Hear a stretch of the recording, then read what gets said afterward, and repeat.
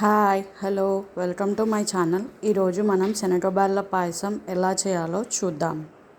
ముందుగా ఒక కుక్కర్ తీసుకొని అందులో బ్యాళ్ళు వేసి బాగా 2 టైమ్స్ వాష్ చేసి హాఫ్ అన్ అవర్ నానబెట్టాలి. తర్వాత 4 విజిల్స్ తీయాలి.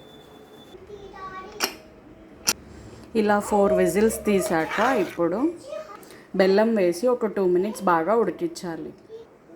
నేను చిన్న గ్లాస్ బ్యాళ్ళకి 1 గ్లాస్ బ్యాళ్ళు అయితే 1.5 గ్లాస్ బెల్లం తీసుకున్నానండి. ఎందుకంటే కొంచెం తీపి బాగా తింటారు.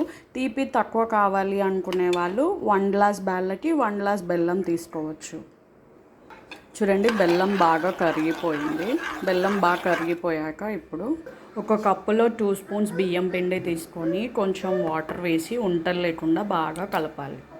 ఇలా బాగా కలిపాక ఇప్పుడు ఈ బ్యాటర్ని ఇందులో వేసి ఒక 2 మినిట్స్ బాగా ఉడికించాలి. పిండి బాగా ఉడికిందండి. ఇప్పుడు స్టవ్ ఆఫ్ చేసేద్దాం. ఇప్పుడు ఇంకొక ప్యాన్ తీసుకొని నెయ్యి వేసి జీడిపప్పు వేయించుకుందాం. ఇవి బాగా వేగాక మనం చేసి పెట్టుకున్న పాయసంలో వేసాం. ఇప్పుడు మనము ఒక 3 యాలకులు దంచి పెట్టుకున్న పొడిని వేసేయాలి. కొంచెం ఎండు కొబ్బరి తురుము,